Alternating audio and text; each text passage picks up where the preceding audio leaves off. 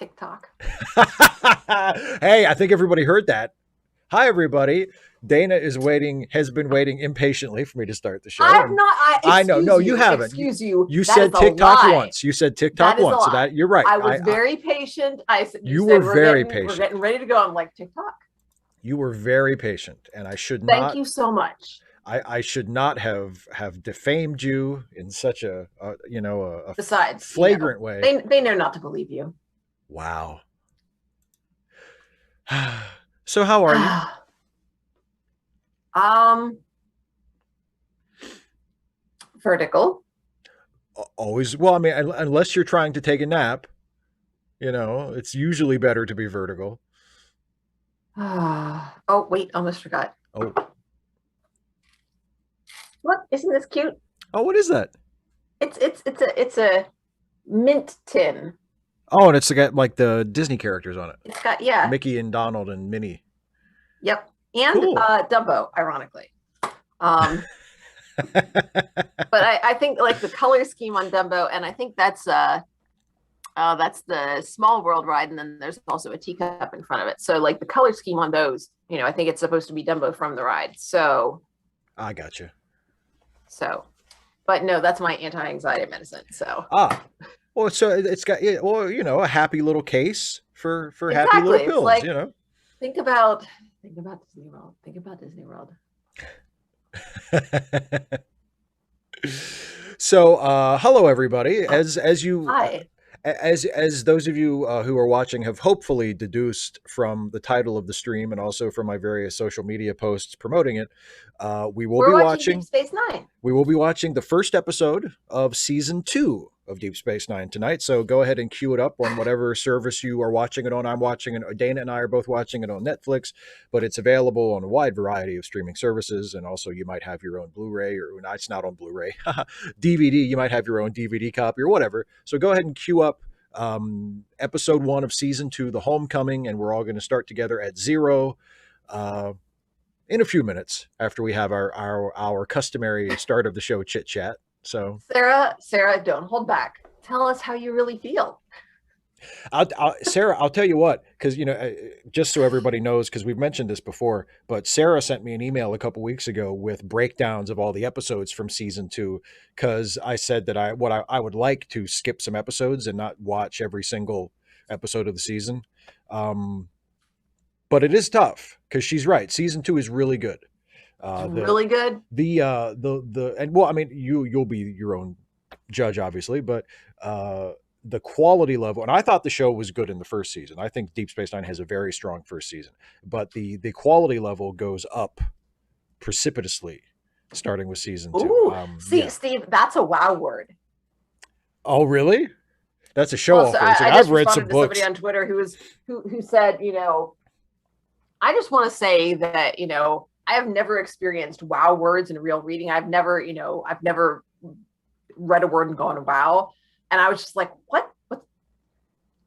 Do you not read? What's wrong with you that you don't appreciate language, the use of language and diction? And then I'm reading some of the responses and they're talking about essentially encouraging students to use big words in their writing. I was like, oh, that's what that term means. I was like, okay, I got it. Yes, I'm absolutely, don't just use big words for the sake of using big words. But my first response to that was like, but yes, but you should. And then I was like, okay, they meant something different. Okay, I forgive you for not actually being wrong. But yeah, so M. Loudon 03. Yeah. M. Loudon, you're going to set some random geek off is what's going to happen. Well, not only that, but it's disability isn't, you ain't living in the lap of luxury. No. You are, and also it's apparently designed to like make people, be like, okay, we're going to allow you to survive, but you have to suffer. Okay. Well, and you gotta make sure you're suffering. And as is the case with Joanna, the individual we're actually talking about who is on disability, it's not enough. Like just because the programs exist don't mean they're sufficient. Yeah. I mean, they should be much more generous than they are, but yeah. It varies. Like I remember when the whole Fight for 15 first started coming out, and like it was in New York. It was in New York City. And like people Yeah. around here were just like $15 an hour. That's ridiculous. I'm like, fast food workers getting $15 an hour. And that was like when it was like around here, what, 6.15? That was before it got bumped up to 7.25. That was back in the day. And and I'm just like, yeah. I mean, the summer job that I had, no, I did. I worked last summer for 8.50 an hour. Yes. Um, and but I mean, I couldn't have paid the bills on that. That was, I was doing something that I enjoyed doing and that I didn't have to worry about paying the bills. It's fine. The pay was just a bonus. The other job that I worked, I don't think I got to work that one last summer. I think that the tour guide one, no, yeah, I wasn't actually doing tours. But I worked doing something else. But they'd stopped doing the tours. But if they'd had the tour guide, that would have been 10.50 an hour plus tips. And let me tell you, when you're getting like for around here, that's not terrible. And especially for like, just a summer job.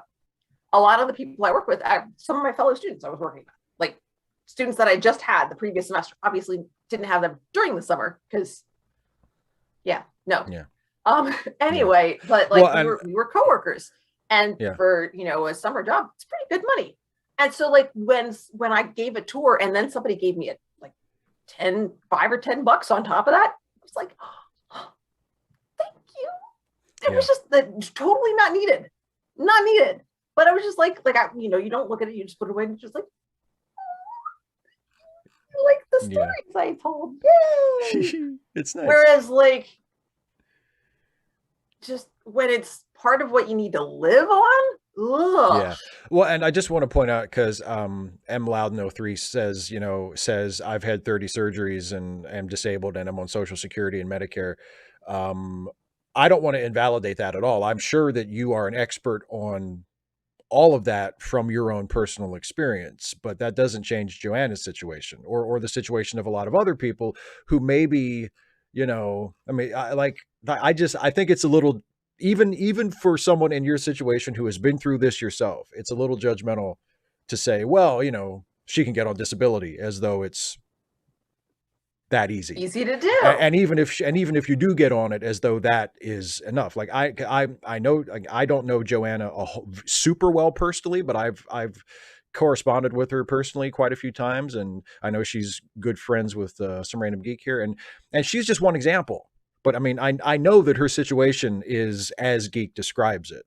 You know what I mean? Like the Social Security, the government benefits that she receives, which she's entitled to, and I'm glad she gets those, but those aren't enough for her situation. So, I mean, it's like, I just want to make that clear that people are unique in their situations. Yeah. Right. I mean, like that's one of the reasons that I don't talk. I mean, I've had breast cancer twice and I'll talk about it sometimes, but not a lot, because my situation is unique and it's not typical. Like it's outside, it's not within normal limits, as the medical profession likes to say.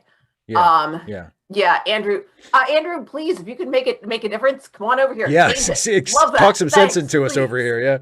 Yeah, and also Andrew mentioned, I saw that you weren't going to be able to stay long, but I just want to say hi, and I'm glad you made it for a little bit at least. Me too. And Andrew mentioned a little while ago about isn't $15 an hour basically a pittance? It depends on the part of country you live in, because standards of living fluctuate depending on what region you're in. But for most people, it kind of is. Yeah.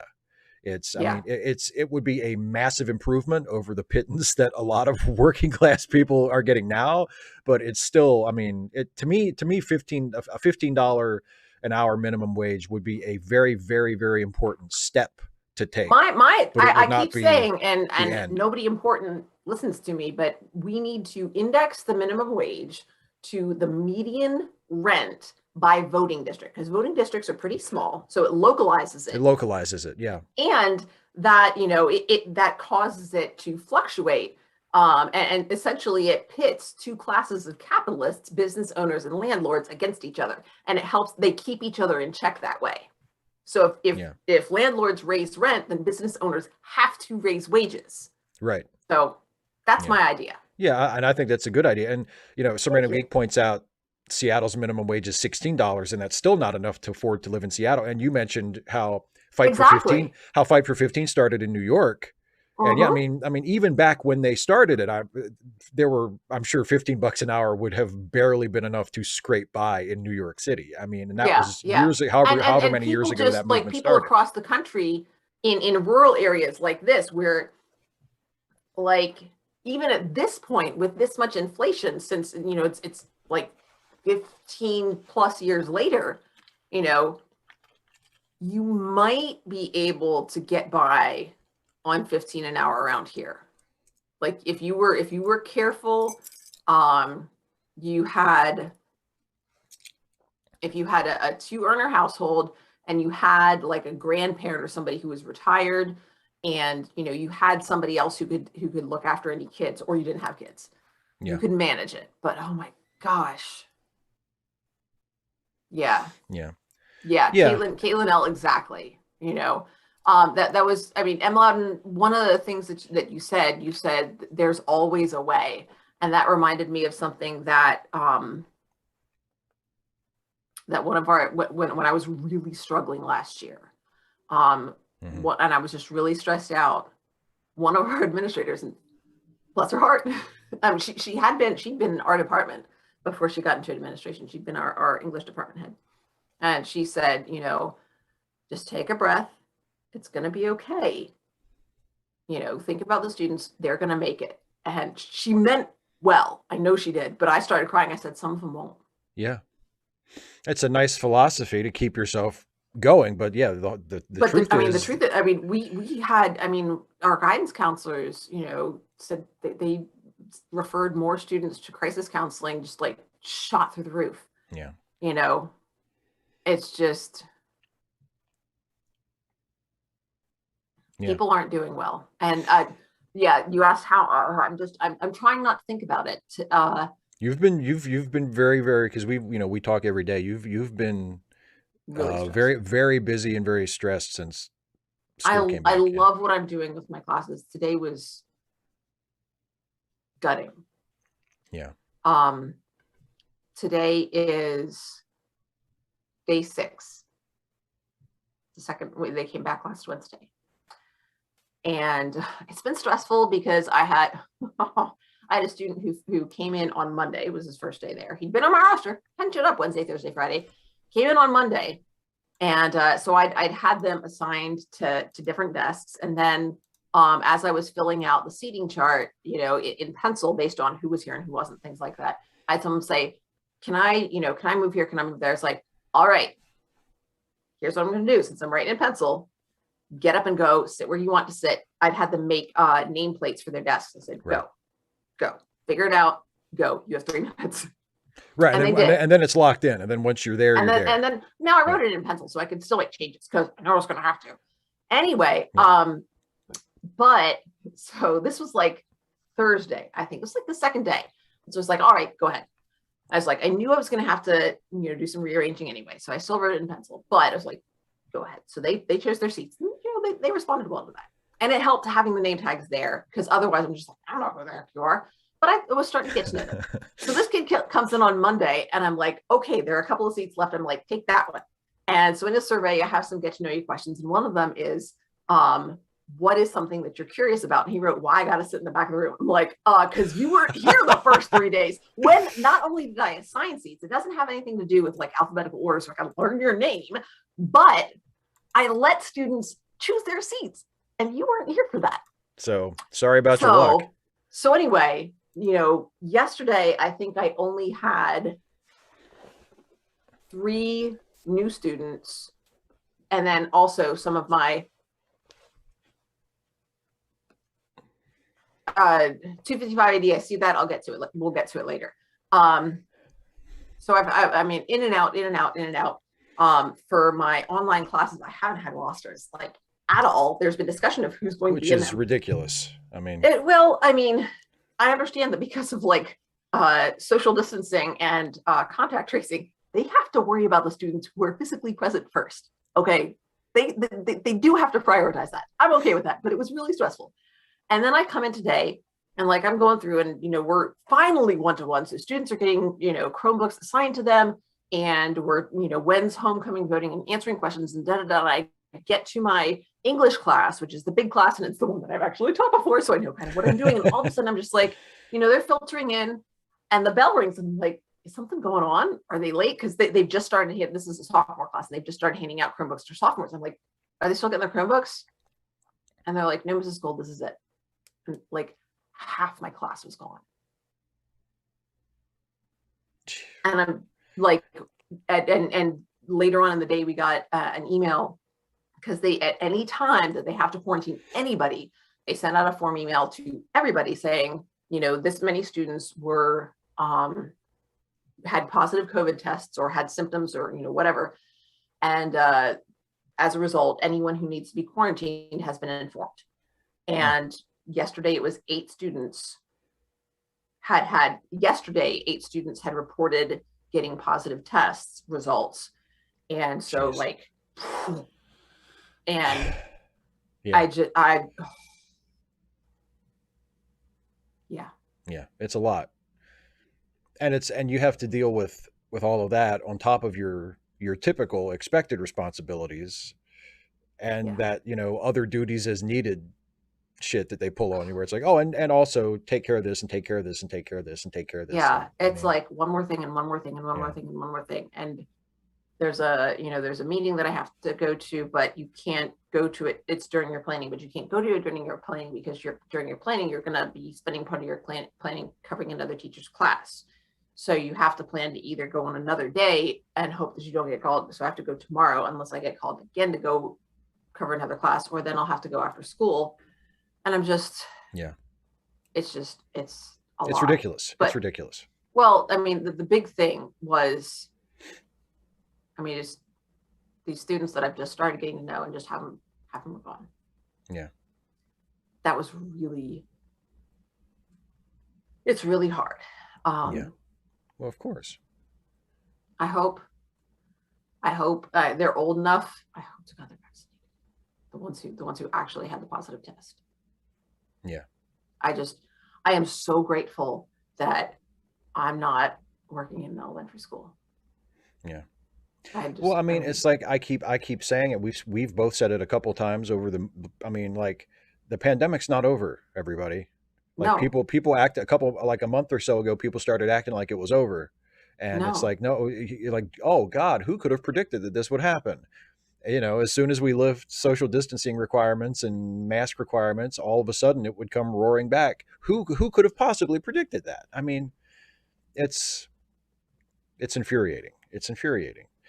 Um, I do want, before we start watching the episode, I do want to drag this over to something Star Trek related, just real quickly before we all right. before we dive into the show. Well, Before we watch because like a freaking hour of Star Trek. Jeez. ordinarily I wouldn't care, but this is kind of a big week for Star Trek and for Star Trek fans, because, and Dana, I don't know if you know this because I haven't told you this, but this week, tomorrow, in fact, is Gene Roddenberry's 100th birthday. So, Wow. I mean, he's dead, but Oh, oh, oh, oh, it would oh, be okay. his 100th birthday. It's it's the Roddenberry centennial, right? Yeah, he died in like 91, I think, I um, did know that he's but no yeah, longer with us. it's his 100th birthday tomorrow, so it's kind of a special week, I'll give it up to Big Gene. I'll give it up to the great bird of the galaxy. I am sometimes critical of him. I'm sometimes one to point out that, like, maybe he wasn't the best writer, and maybe the best Star Trek work was done without Gene's participation, let's just say. But he is the guy who created Star Trek. He was the guy, at least on TV, he was the guy in charge of it until almost halfway through TNG, and then he stepped back and eventually, unfortunately passed away. But we wouldn't be here without him.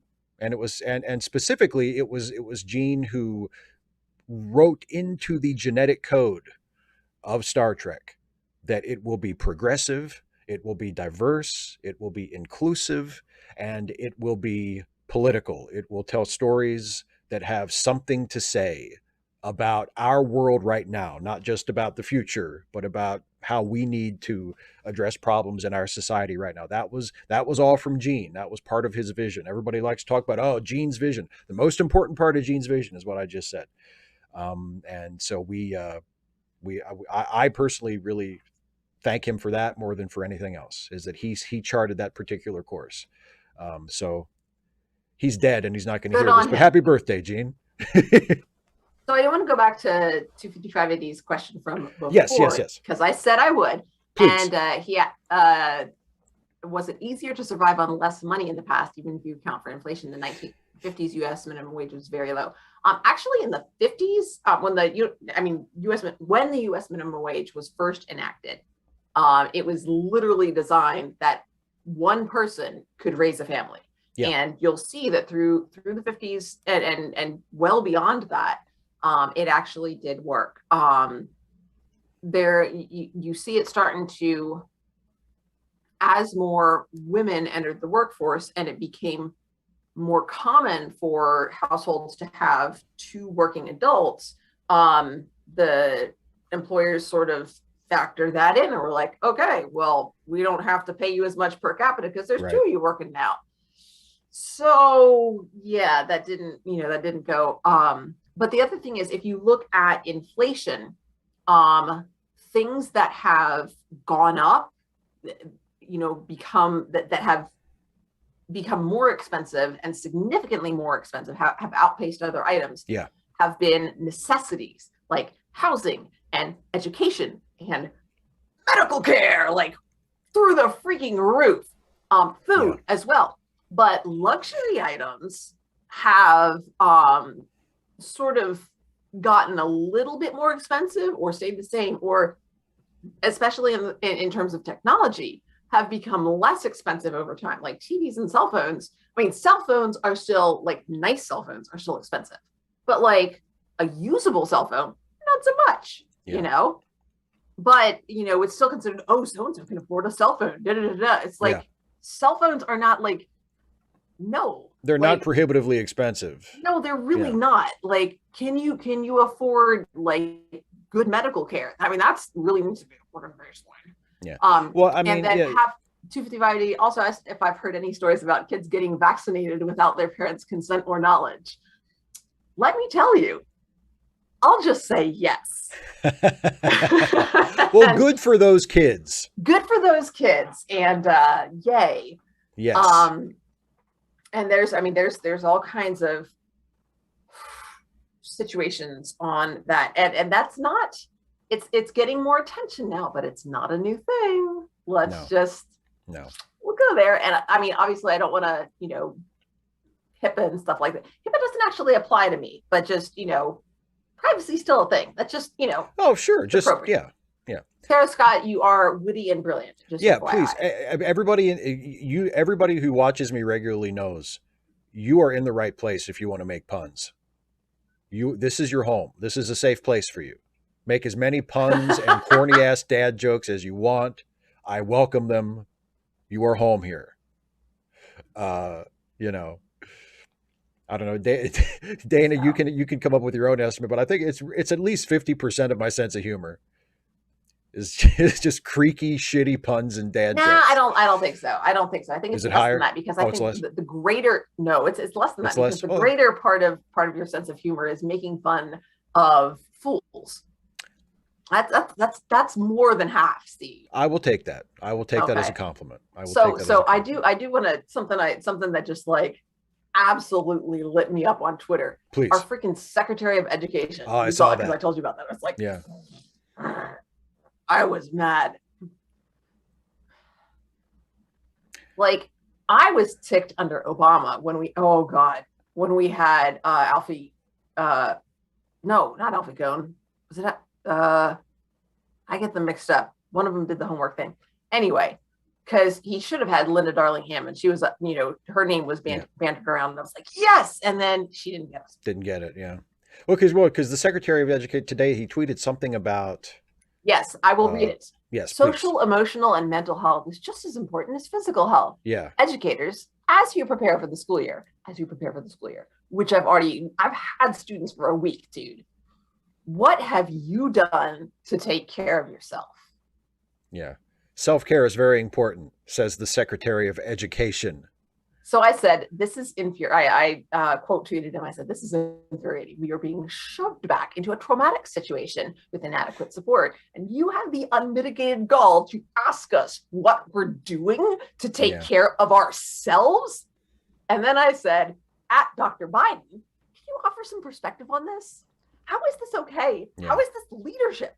It's Oh, outrageous. It's yes, akin and I am to outraged. I'm not happy about this. it's akin to Walmart, like, you know, sending home packets with their employees to teach them how to save more rather than just paying them more. Oh, no! It's I was like, thinking you were gonna say it's like Walmart sending home food stamp application. oh, that same thing. Yeah, same thing. It's exactly the same thing. It's like, we're not going to do what is in our power to help you. We're gonna pat you on the head and say, well, are you taking care of yourself? It's your job to take care of me. You're the Secretary of Education. You're in charge of this. Don't be like, oh, gee, looks like it's pretty rough for you teachers. Make sure you're looking after your mental health. Fuck you. Help us. Do something about it. Oh, and then I don't know if you saw that I added to my video list. Somebody had posted some articles about, reading strategies that should be retired, and one of them was round robin reading. And so one of my titles is going to be why I still use round robin reading in the classroom. Fight me. Because I mean, I don't like, and I've gone through and I looked at some of the more recent articles, and I'm just like, what they're describing is not what I'm doing, and here's why what I'm doing is good practice. Yeah. Je ne suis pas bavard. Yes, but at the same time, I mean, we're also seeing some push and pull between what the states can do and what local districts can do and what the federal government can do, and it's really interesting because everybody has ideas about education. Even some people who just need to keep their traps shut. I know how to fix it. No, I don't. I'm just saying that's how people talk. I don't actually. I know that was the intent. Ooh, is it? I heard footsteps. I thought maybe there was pizza, but I don't think there's pizza. Well, anyway. it's like, did we watch Up? Have you seen Up? I actually no. I added it to my watch list just last night, actually, because as you know, I'm embarking on way behind on Disney stuff. Well, not just Disney stuff, but I'm trying to catch up on a lot of movies that I just have missed over the years. And I made a list a couple of days ago, and I realized there was not much animated stuff on it. So I went through on Disney Plus and was just kind of going through and like, oh, I haven't seen that. So I added Up to my list, but I haven't watched it yet. I have seen the super sad part at the beginning, though. That was actually that was, I think, the second thing that I realized was by the scores by dude who did the Star Trek one, did Into Darkness. Oh, Giacchino. He's done like a bunch of, Michael Giacchino, and so fantastic. I know he's amazing, and it pisses me off as well because I'm just like, because he does everything, and it's like, he does everything. Also, like this was when I was studying, like looking into composers, and I just like reading his bio. You see like how it happened because Rachel Portman, who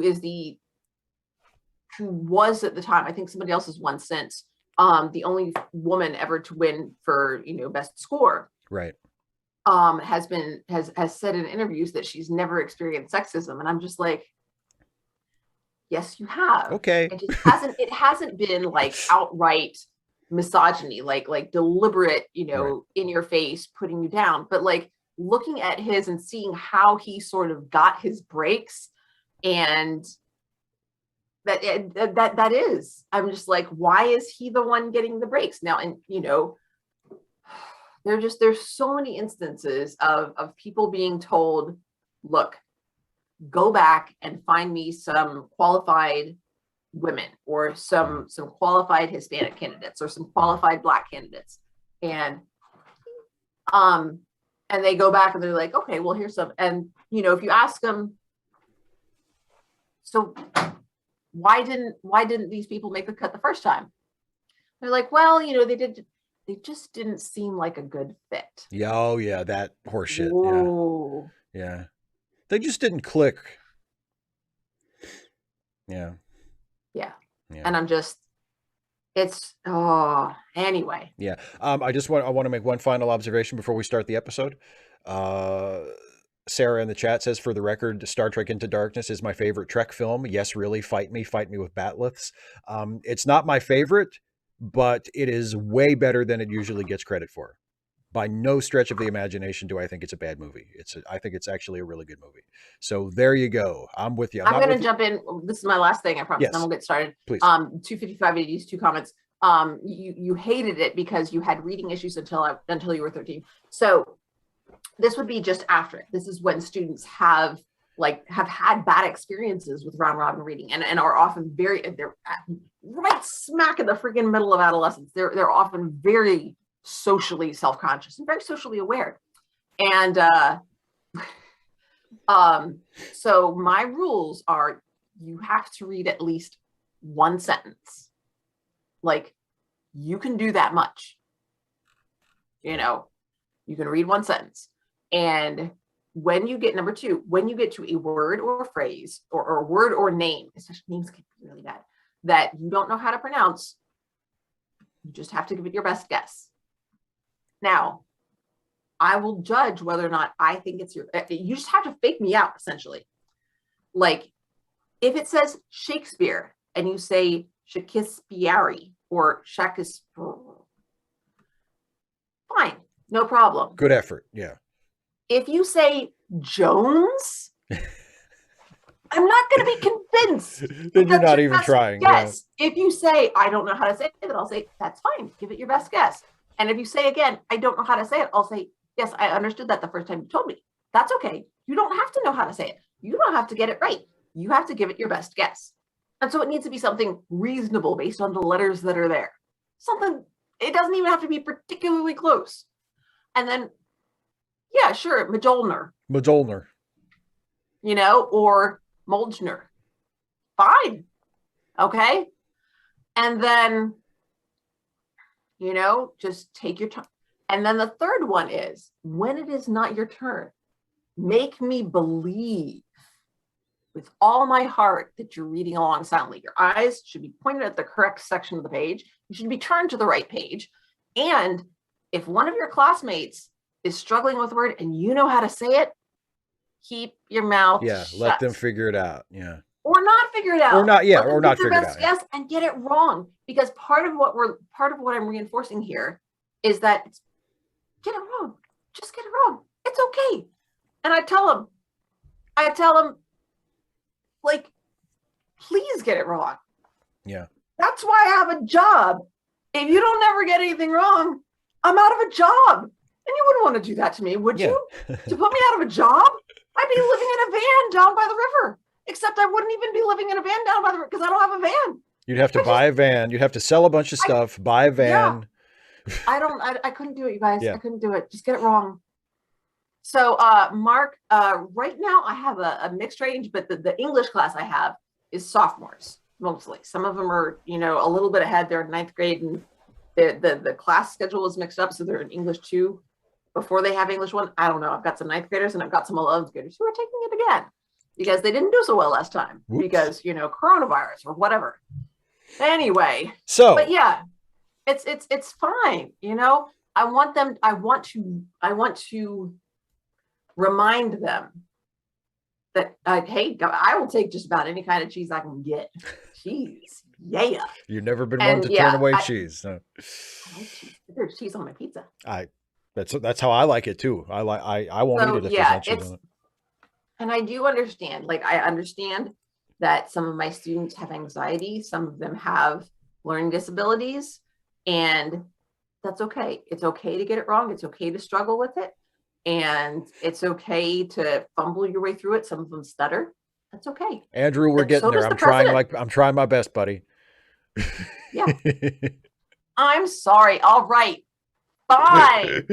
Fine, Andrew. We'll watch Star Trek. Radical Bacon, we'll talk about that later. Yeah. Later. Bring that back up when we're done with the episode, or Otherwise, Andrew will have conniption. I But don't mean, let me forget. I like all this discussion, but I would also like to watch the episode at some point. So, Fine. I mean, we could just get back to it a week after next too. I mean, we're I coming love back how to DS9 I eventually. love how put out you sound when I say let's do the thing that is the premise of this live stream. You're just like, all right, fine, Jesus. Hey, Okay. hey, I'm putting the reluctantly in Trek reluctantly. You are. That's true. And you named the series, so it's completely appropriate. And by the way, Redcat82, who is joining us live for the first time, welcome. Thanks for, and if anybody else that I missed is joining us live for the first time, welcome. Hope you enjoy yourself. We are just about to start watching the episode, and I will count us in from 3. I'll do 3, 2, 1, play, and we'll all hit play together, and there'll be a time code up above our faces on the screen. So if you come in a little late or you need to sync up, you'll be able to find where we're at in the episode, and it will be a negative time code counting down because of the way my Netflix works. And I don't get a forward counting time code. I get so it'll be time remaining. I'm trying to explain it to people who haven't been with us before, Dana. Okay. All right. Ready? Everybody get ready. I've been ready. My God. You know what? My Netflix may not be ready anymore. Let's check it. Make sure it's ready. Make sure it's ready. Make sure it's ready. How do I make sure that? Just click play. Make sure it's giving me the wheel of death. Okay, good. Well, this good. It's a good thing we checked this. Yeah, it's a good thing we checked. All right. Okay, you ready? You're back at 0? Kris Kringle, no. Next week is Hilda. We're watching. Until we get through Hilda, we're alternating with Deep Space Nine and Hilda. So yes. All right. Okay, you ready to go? Yes. God. All right, everybody, hover over play buttons on whatever you're watching this on, and I'll count us in. Here we go. I see you doing your little. Okay. Yeah, I know. So count us in, for God's sakes. I love how impatient you are all of a sudden. I'm passionate. That's why people love me. You are passionate. You're very passionate. Okay, here we go. 3, 2, 1, play.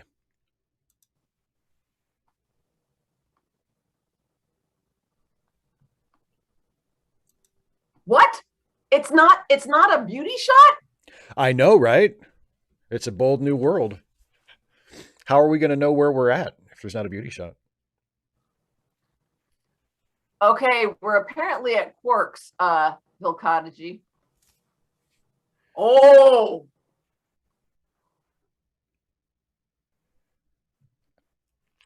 Always have business to attend to. You're not an anti-Semite, are you, Quark?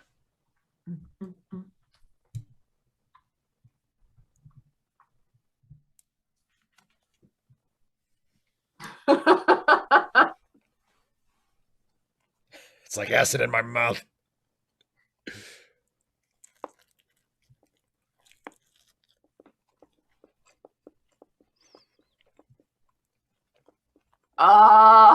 There's. Uh-oh.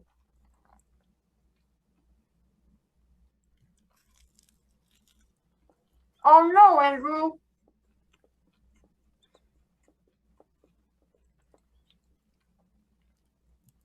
The enemy, the one and only, apparently.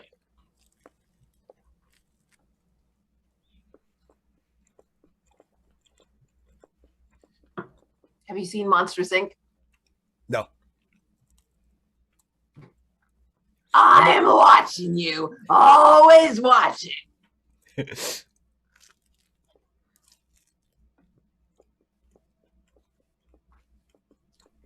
Have you seen Pirates of the Caribbean? I've seen the first one, I think. See, the one you can't trust is the honest man, because you never know when he's going to lie. With a dishonest man, you know he's lying. Yum, yum, yum, yum.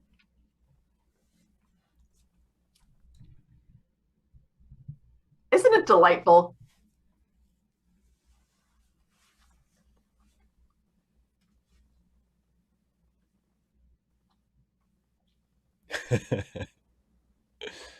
Ferengi wisdom.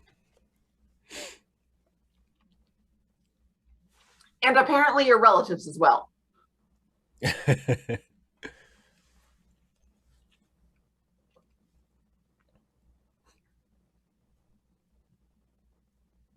personal question.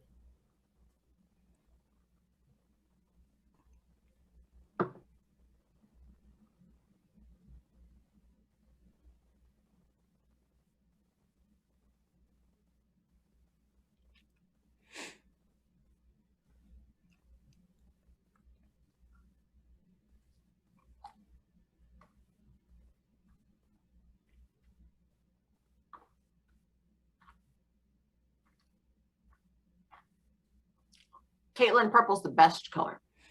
And you know, as out there as some of the makeup for Star Trek aliens is, you don't often see like atypical like natural hair colors for humans. It's weird. Like it's usually like they're either Mm-hmm. blonde or brunette or whatever. Having like purple hair or blue hair or something like it's not as common as you would think. Her features look odd. Well, she's an alien. What sort of alien is she supposed to be? I Do we don't know. know? Who knows what the hell she's supposed to be?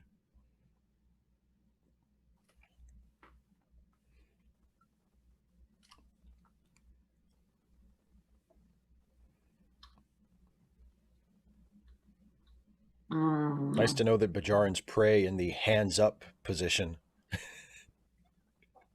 The prophets are like, show me those hands. What do you want?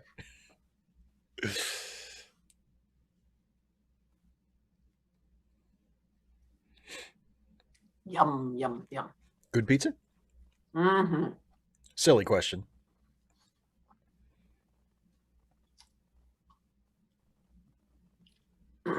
Xerxes, and so the Cardassians don't shoot them. Uh,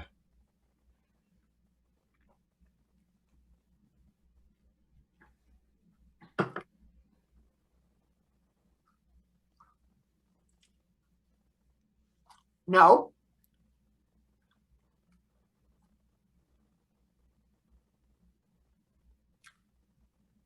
it's not really my style.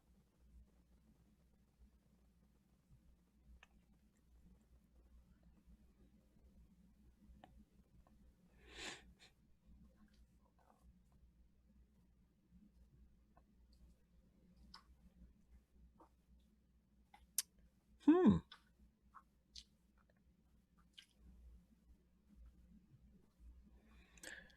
And now we get our beauty shot of the space station during the credits. So we Woo! can, just in case we weren't sure, is this still the same show? Yes, and the alien lady with purple hair was a boss slick. I don't know. I don't think we see them again, at least not in any significant way. And Sarah, I did not know that the Bajaran swirly emblem is the Botany Bay rotated. I did not know that. The Botany Bay, of course, is the ship on which Khan was a sleeper for many years before being awakened in the classic Star Trek episode, The Space Seed. Nerd. I saw that coming.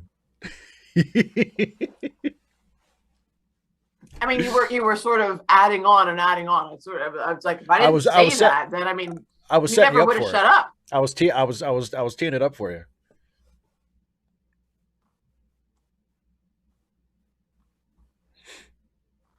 Oh, Sarah just out nerded me, dropping the class of the Botany Bay, a DY Woo! 100. Whoo, whoo. Mm-hmm. Man, food is just so. You like it. You like food, don't you? I do. It's one of my defining characteristics, apparently. Yes.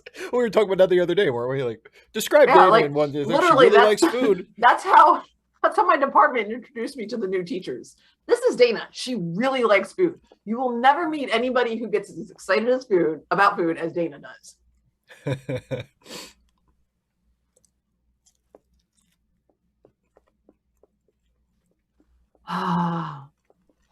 And love to me, Red Cat. I'm not a DS9 nerd, but I'm passionate. I would like to have. I think I like food too much, Caitlin L. It creates certain challenges.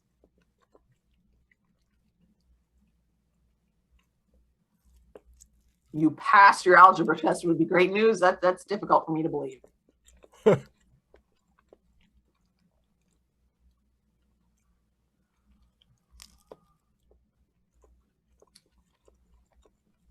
No, I've come to you for money.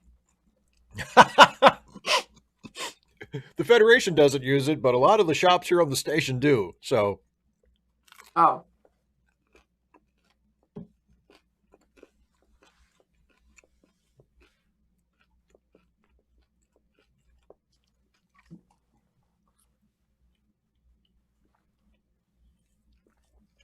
Ah!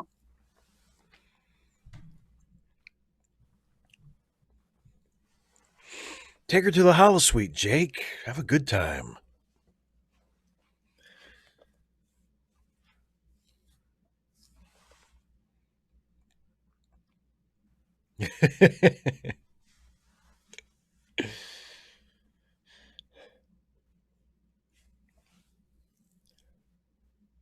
M. Loudon, do you think Quark has any kid-friendly holosuite programs? I don't know.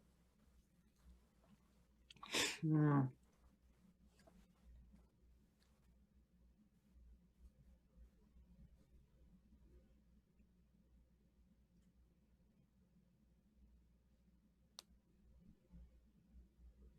The magic food hole. The no spilled cups. I had one of those in college. Yeah, I had one too. You didn't know how futuristic they were, did you? Nope. I wasn't a DS9 nerd.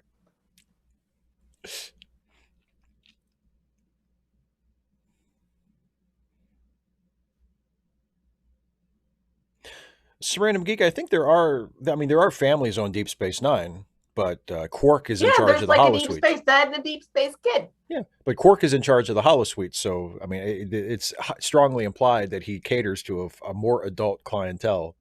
Because it's Quark. Because it's Quark.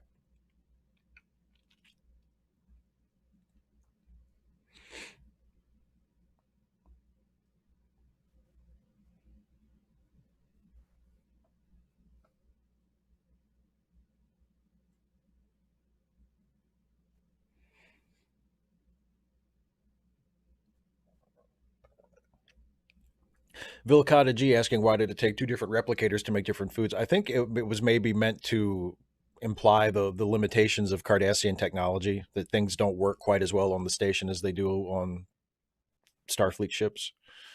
But I think they kind of get away from that after this.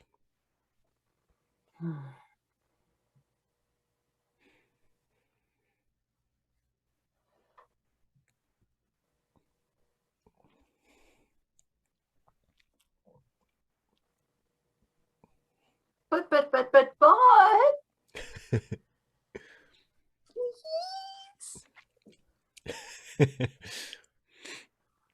I really, what was that from? Oh, Treasure Planet. Are you saying that because it's the right thing to do, or because you really want to go? I really want to go.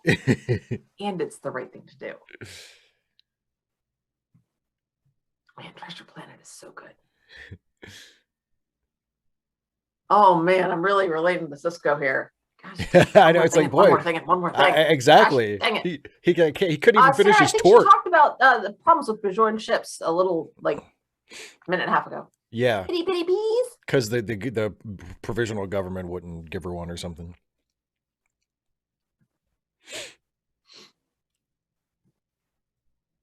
Oh man, we got gangs. Yes. They call themselves the Circle. Seriously? Oh. Well.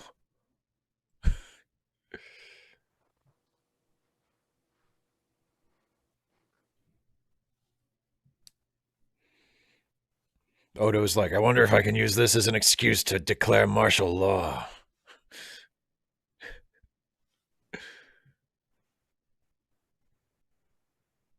They got another thing coming.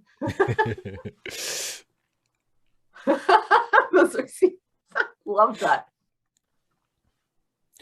Let's just let it play through this first commercial because not a whole lot has happened yet. Yeah. Well, Sarah, in fairness, it's a delta with a zigzag and a circle. Yeah, exactly. Sarah Odo thinking stop and search. Yep, that's exactly what Odo's thinking. Phil Cotta, that's awesome. Okay, wants to be called a This, squares. this is Squares territory. Well, you know, Steve, it's hip to be square. That's what I've heard. Dun, dun, As dun, as dun, made dun, dun. famous as made famous by notably hip rock star Huey Lewis. I mean, who's hipper than him? Well, he's the one who taught us that the heart of rock and roll, Is heart still of rock and beating. roll Yeah. is still beating. He's also the one who told Marty McFly, "I'm sorry, fellas, you're just too darn loud." Loved that. Oh, cross my heart and hope to die.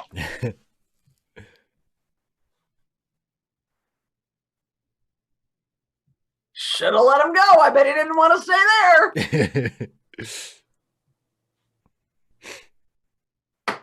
See, Caitlin, exactly. Huey Lewis is way underrated.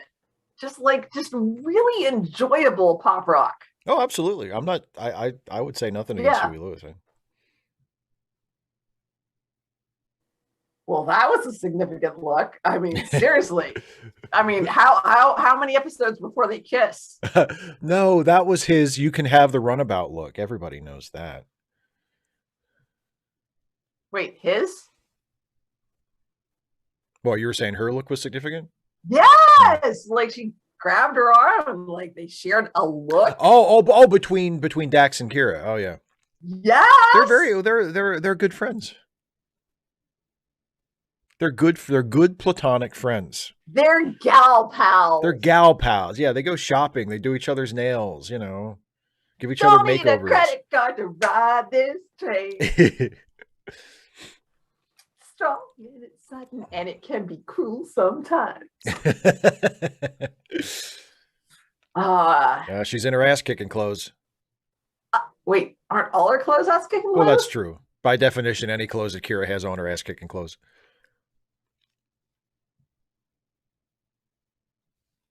See, that never works for me.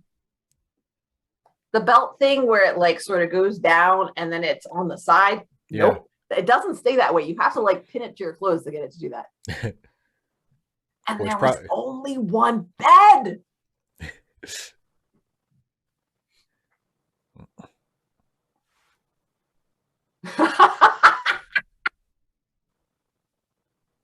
Oh, that's really pretty. Look at that, crochet work. Yeah, it's nice.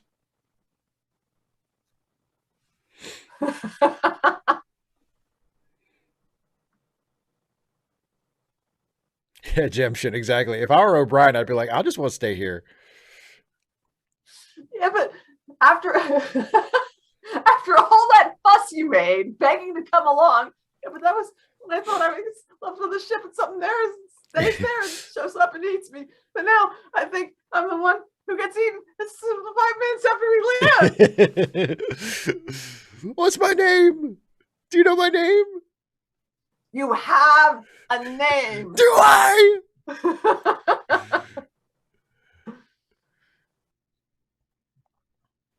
There's something we need to clear up between us. We're just friends, O'Brien.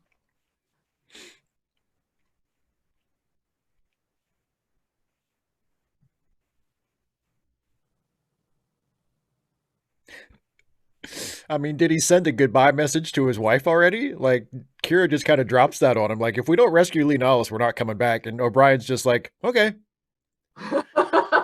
Maybe there's something that we haven't heard. I don't give a shit. Okay, 3, 2, 1, pause. And I am paused at 28:26 remaining. So let me get Say that 28 what? 28:26 left.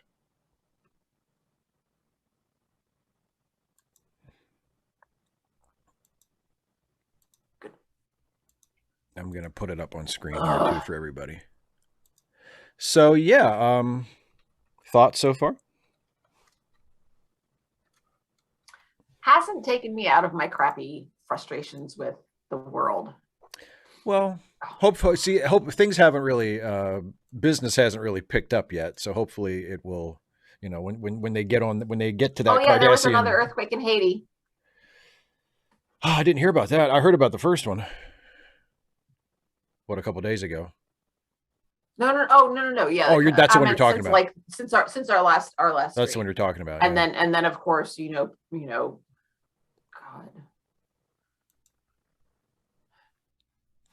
just dropping everything in Afghanistan. Yeah, that's yeah, and actually someone pointed out in the chat that the Cardassian Bajoran story is somewhat relevant because of the Afghanistan situation. Yeah. Of depressing as heck. The Cardassian, well, and it's just the Cardassian. I mean, it's not exactly the same because the Cardassians also have the Holocaust thing going on, but the Cardassians as military occupiers just pulling out of Bajor and just saying, "All right, good luck, bye," and leaving a ruined infrastructure in their wake, and and just being like, pick up the pieces as best you can without us. See ya. It's not exactly analogous, but it's similar enough to Sarah, I don't know that it's necessarily any better to be a straight dude in Afghanistan either. Unless you're like a member of the Taliban. And no, because even then, if you're not, like, a different person comes to power, and if you're not in with the guy who's in power, then you're screwed. And when a different person comes to power, if you were in with the guy who was in power, then you're still screwed. Ugh. Yeah. Yeah. So anyway, the situation is that Kira and O'Brien are flying off on a not quite secret mission to rescue a one that apparently everybody knows about now. Yeah, to rescue a captured Bajoran hero of the resistance. And if for people who have seen this episode already, who he's played by, but it's a nice little Easter egg for folks like me who are fans of Twin Peaks.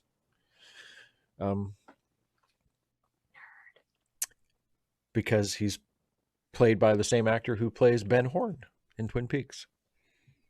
Is that who's Ben Horn? Ben Horn was the owner of the lodge, not the Black Lodge, but like the lodge, the White Lodge. No, the actual lodge where where Agent Cooper stays for most of the series. No, I don't know, Steve. Well, when did Twin Peaks run? 1990, and I think into 91 as well. I didn't have TV. Well, yes, and Ben was Audrey's father. Yes. Y'all can keep talking about this. I know that Twin Peaks was a television show. Didn't it have a mystery? Yes, who killed Laura Palmer? There was something about, who killed somebody. Who killed Laura Palmer, yeah. There you go. I know that. That is it. That is all I know. And they resolved that in the first few episodes of season 2, and then the whole thing goes right down the shitter. and I mean, I'm guessing it takes place in the mountains? Yeah, in the Pacific Northwest. So yeah, in yeah. See, I'm a good guesser. I didn't actually know that, but and it's one of called my Twin Peaks. So I know, you figure, right? And mountains. one of my very favorite theme songs from any TV show. I mean, it's not quite up there with Magnum PI, but it's like Magnum PI is here, Twin Peaks is like right there. Like, I love the theme from Twin Peaks. It's absolutely beautiful. So composed by the great Angelo Badalamenti. I bet it's a dude, ain't it? You're not going to lose that bet. The odds are with me. The odds are ever in my favor. The odds are ever in your favor. About that, anyhow. Yeah. At 255 AD asks if O'Brien has a family, why is he so willing to accept the or die trying shit? Well, that was my point. Yeah, it's maybe it's because he has a family. Good. It's because he has a face. Like, this is my ticket out of here. Woohoo! Sarah, I'm not sure how many. Out in the blaze of glory. We were doing Huey Lewis. Now we're doing Bon Jovi. Earlier today, we were talking on the phone. You were doing Don Henley. We're just racing through the greatest hits of the 80s. See, Uh, I did have a radio. you didn't have a TV, but you heard all the music. Yeah, but anyway, Sarah, I am not sure how many we're going to watch and how many we're going to skip. I haven't made any Sarah, final how many decisions. did you say? I know. Well, Sarah didn't. Sarah made some suggestions as for which ones we could skip. Um, I know we're definitely going to watch all three of the first three episodes because it's a 3-part premiere. So we'll watch all Well, three. that has us for the next month and a half. Yeah, I know. So I don't. I mean, I'm not going to make basically. any. I'm not going to pick like right now, um, but yeah, we're gonna. I'm not sure. Steve. Yes, Dana. I just remembered that it's not Friday. It's not Friday. I was like, God, just. But I can't. I have to get up. Yep.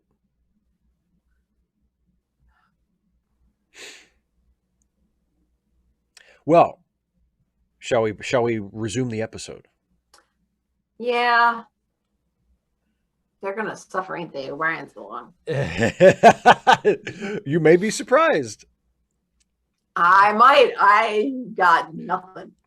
Okay, so as everybody can see, it's going to be mouthy, and O'Brien's going to suffer. That's my prediction. Well, that's. I mean, you know, you're not going to lose a whole lot of money with those predictions, but we'll just have to wait and see if it holds true for this episode. So once again, I'm paused on Netflix at 28:26 remaining. So we can all be synced up when we come back into it. We can all be together. We'll all be together, exactly. Always be together. So we're all suffering. 28:26 remaining. I'm going to count us in. Are you ready? Yes. Steve. Okay, everybody get ready. I'm going to count us back in from 3. Here we go. 3, 2, 1, play.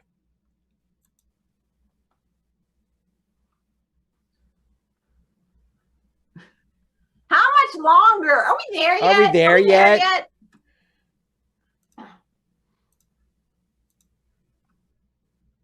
Her face looks weird. Does it?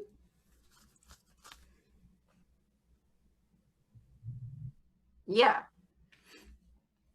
Maybe I think her hair is a little higher than usual. I feel like it's the eyeliner is different.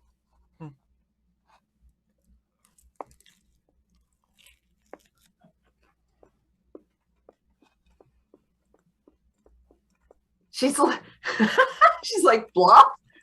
Me? O'Brien, this is Kira.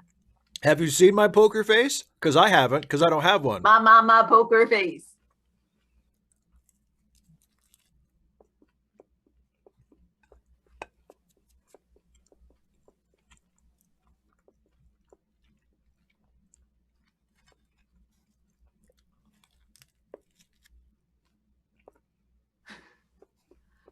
No, we're fine here. Everything's fine. How are you? I was just going to make that joke, but I had a mouthful of pizza. Good for you. You. If I were him, I'd be suspicious already. Oh, let him stay locked up for another half an hour. The police will be here by then, and there are 2 dead bodies in the study.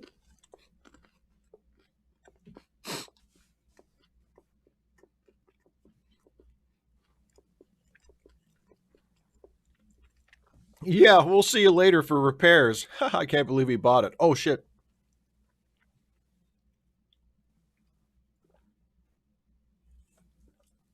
Maybe it's her lipstick. The upper lip is really light. She just, I don't know. She looks, I don't know. She's not as made up as I'm used to seeing her.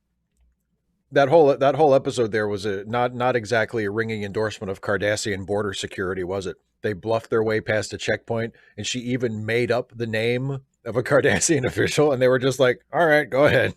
Okay. I don't get paid enough for this. Yeah, exactly.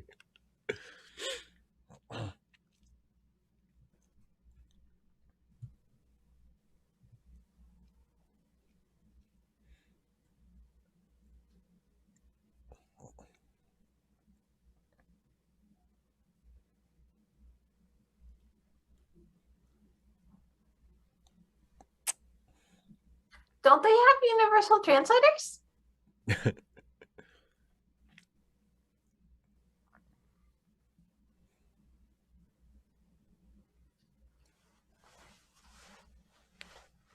That's a really nice rock basket. I'm just saying.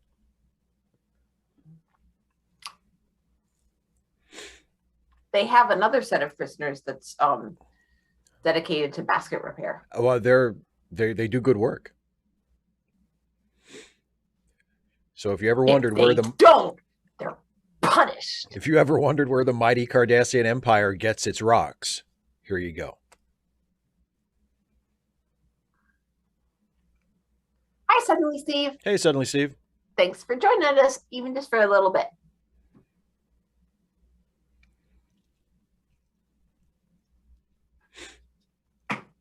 Cheese, dun dun dun dun, bashing. I love O'Brien's accent.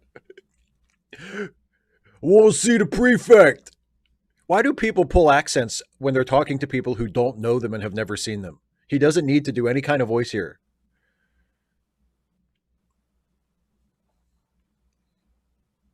There's Ben.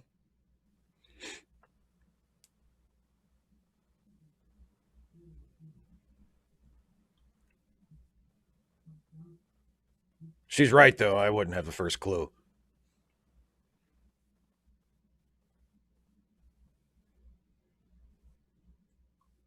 They don't need machines to do the work. They Yeah. got prisoners. Not in prison. They don't. You don't automate work in the prison.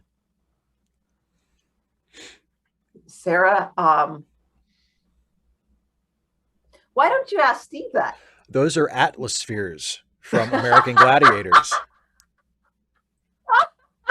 Aw, bless you.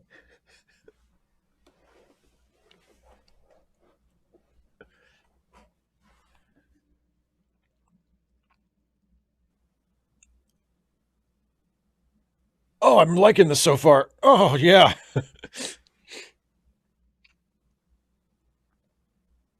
Noise. That's subtle. Frank Langella's not here yet, Chris Kringle.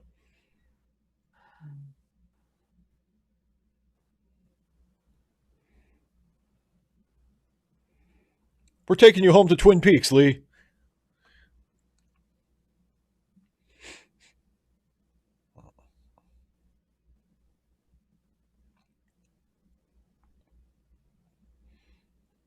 Oh, nice going, Lee.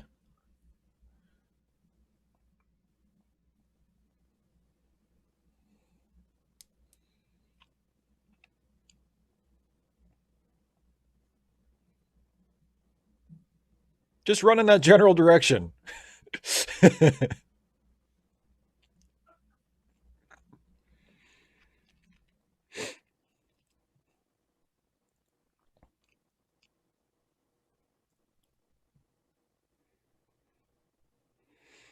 255 AD. It's the same. It serves the same function as the armor that stormtroopers wear in Star Wars. It's so you know where to hit them. It just gives you a place to aim. It has a nice little diamond pattern right there.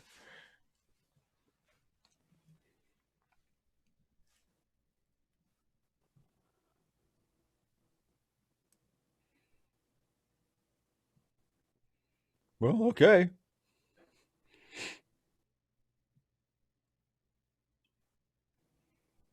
Oh, I guess I should go too. Bye, everybody. I'm going home to my wife and child. Good luck.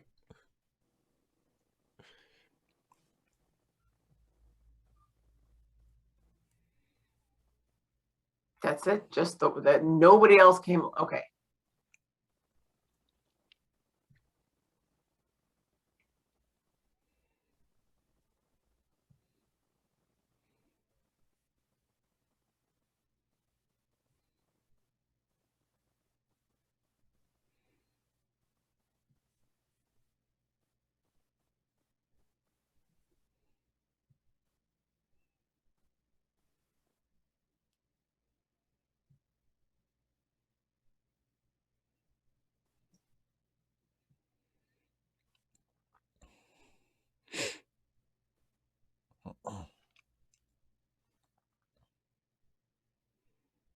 Woo-hoo. Let it play. Let it Dun, play. dun, dun.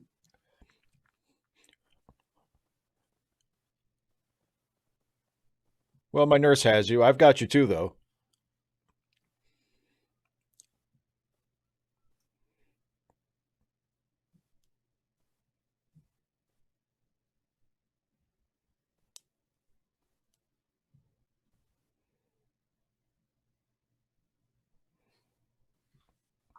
Yeah, Xerxes, exactly. They forgot. They were in a hurry.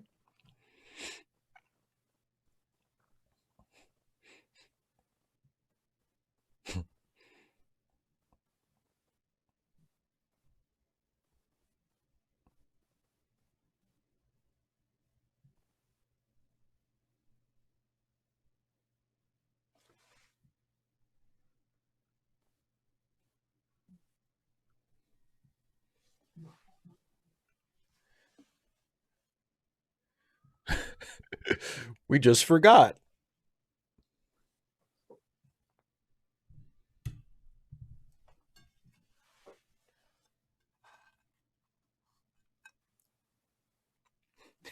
He will be chastised.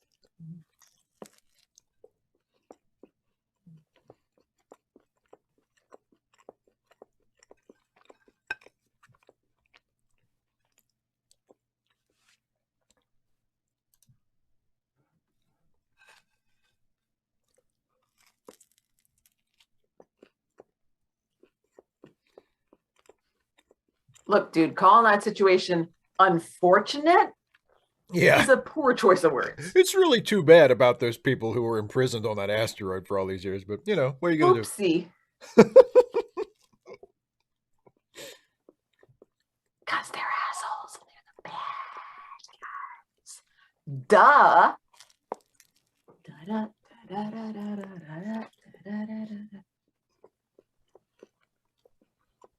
Or at least some random geek less villainous. do? Yeah.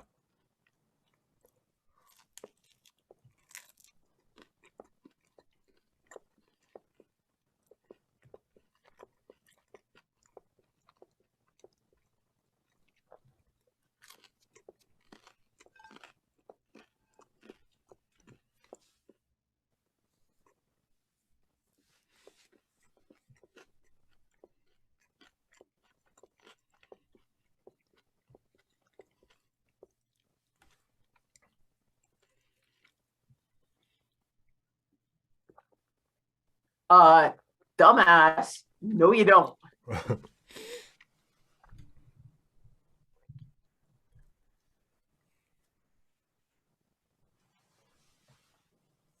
Best job I ever had. Oh, who doesn't? Norman Buchwald. Oh, the brie and butter baguette sandwich. Yeah. Sounds good. And thank you for giving me these stylish duds.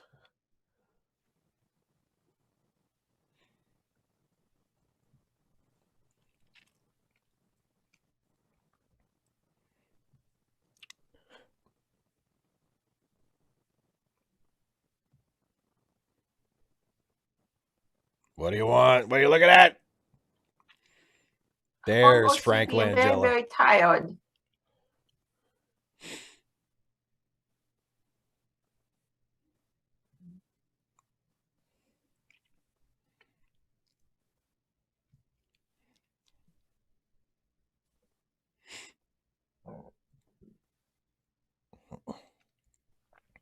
Well, Caitlin L., we know that Steve doesn't care about that at all.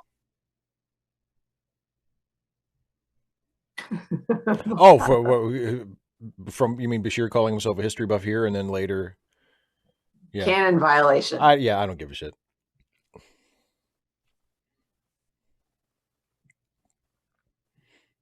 Frank Langella, who of course was Skeletor in the live-action Masters of the Universe movie, and also Dracula in the 1979 version of Dracula, and Perry White in Superman Returns, and Richard Nixon and Frost. He's been in a lot of stuff, is what I'm saying.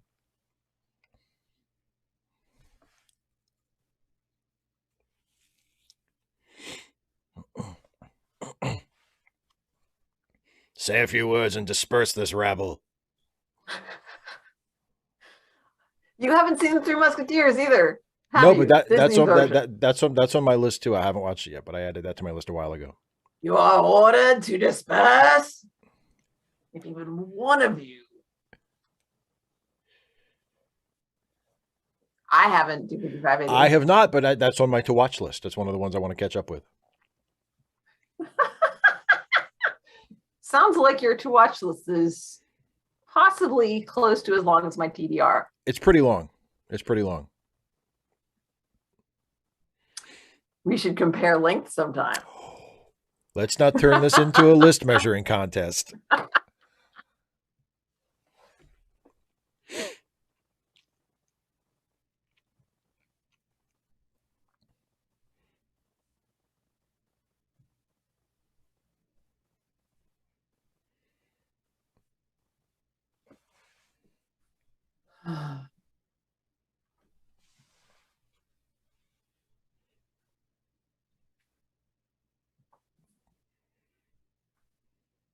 Shut up. I'm not done. Oh, stretchings. Oh. I was living in a quarry.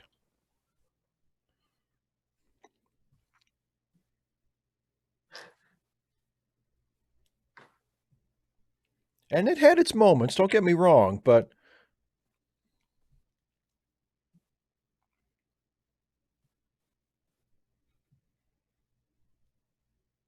Xerxes, I miss my bed of rocks and violence. Exactly. How am I supposed to fall asleep without the screams?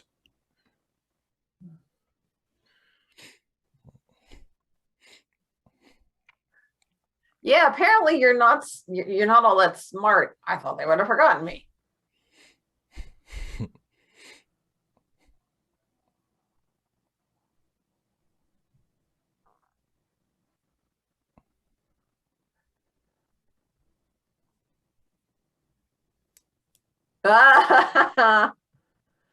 So about that. I mean, they're still kind of hanging around.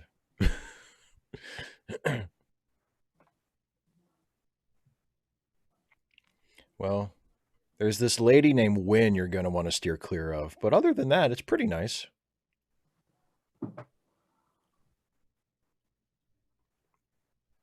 Yeah, that dude with the big earplug, he seemed kind of weaselly. The dude with the big earplug. Sarah, exactly. Why are there rocks in all the consoles? Whenever there's an explosion on a Star Trek ship, there's like rocks on the floor. Where do the rocks come from? Hmm.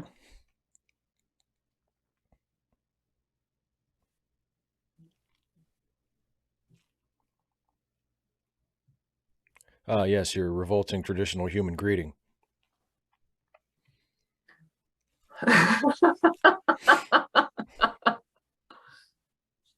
Exploring fate. It's so sad. Alexa, play sounds of pain and suffering. Yeah, exactly. Give me some screams. No, not like terrified screams, like agonized, like painful screams. There you go.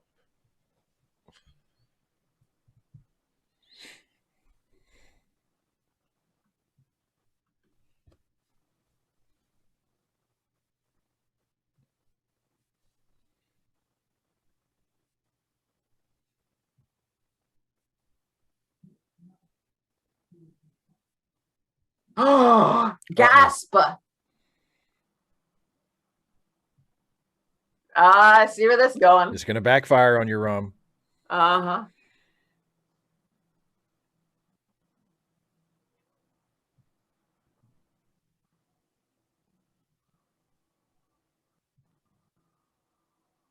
I love the look on Rom's face as it dawns on him what's happening.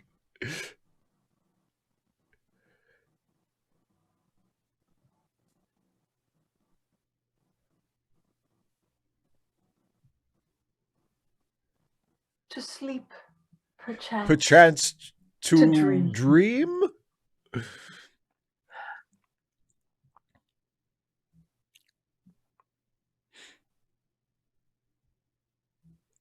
Oh, right. It's the Eyes Wide Shut gang.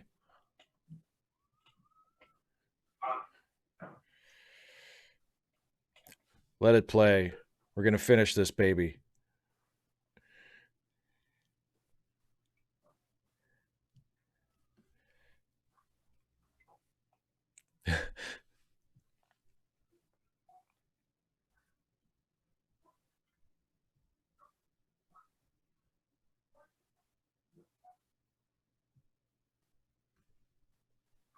Can you put your hand on his throat? Just go for I right should here. hold Just still, hold Clark. still. What's that I smell in the air? The American dream. They As the burned it right into the chocolate rubber of my eclair. forehead. American dream.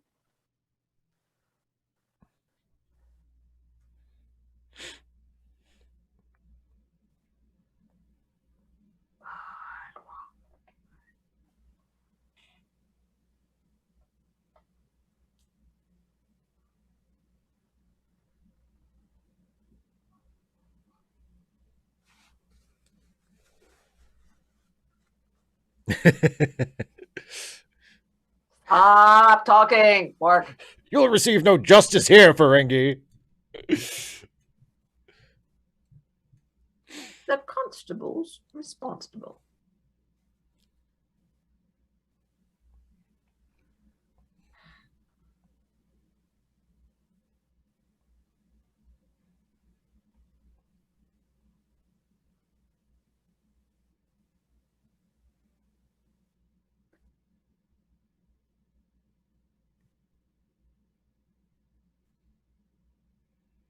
Bashir's back there I behind the think she's bar helping starting to himself to like a drink. me. She digs me. Rambling Johnny, exactly.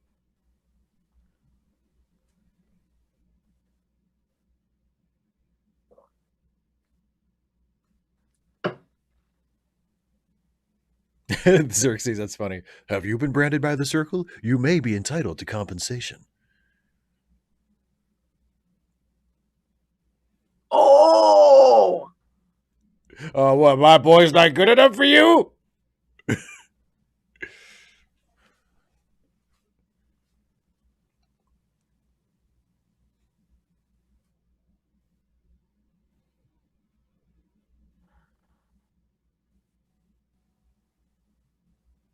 there are things happening. Oh my.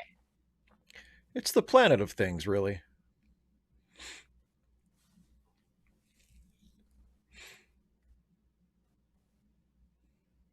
But these things do happen. Anyway, shut up and go to bed. Think I care about I your have things problems? to deal with.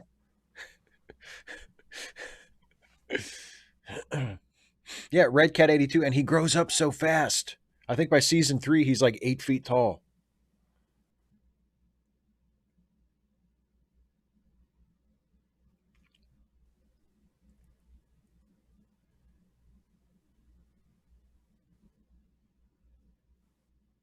The Nanute of the North?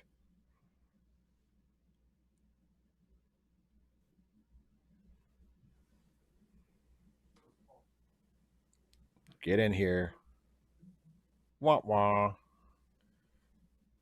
Oh, Ben. Whoopsie. Yeah, he's just like, I'm just.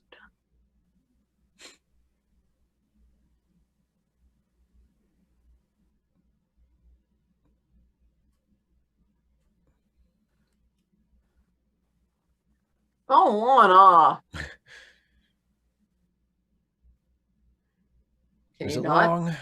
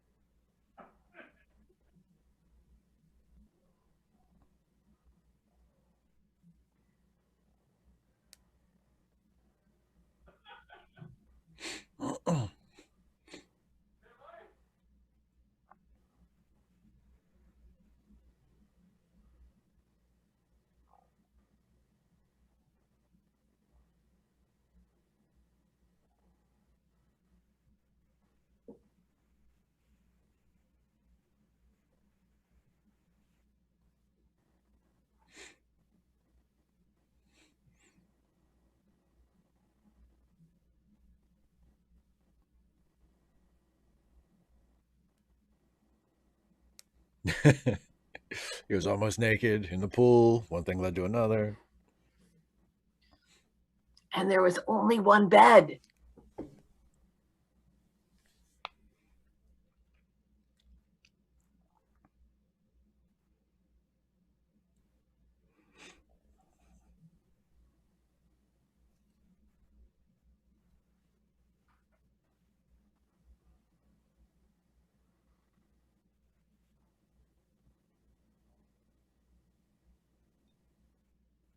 Which And admittedly they is both pretty reached for awesome. the gun. Oh yes, they both reached for the gun, the gun, the gun, the gun, Wow, the you're gun. on fire tonight. Exactly, Xerxes. A Okay, friendship bed. Cisco, your line is understandable, understandable. Why, it's perfectly understandable. They still need your pants. Not a bit reprehensible. It's so defensible.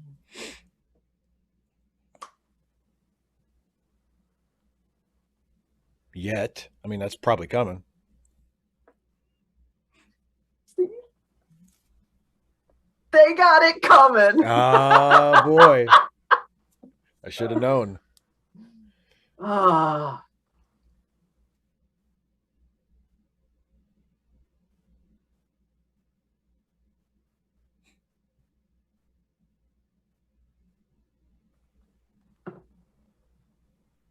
Yeah, dude, lying implies intent to deceive. Like if they actually believe it, then it's Right. not a lie. It's just, inaccurate. All right, fine. I'll stay and be a hero. Rocket Man!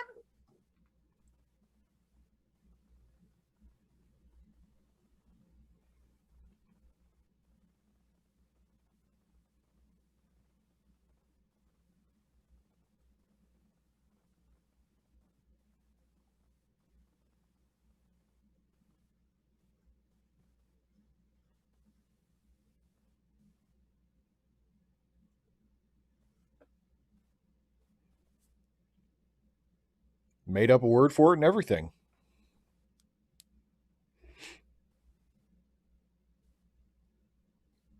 I wish the show's budget would have allowed you to show some of it.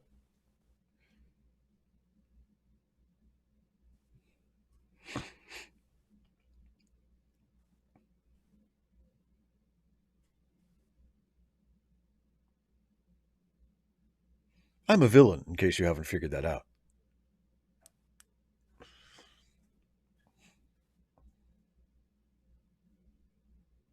Nah.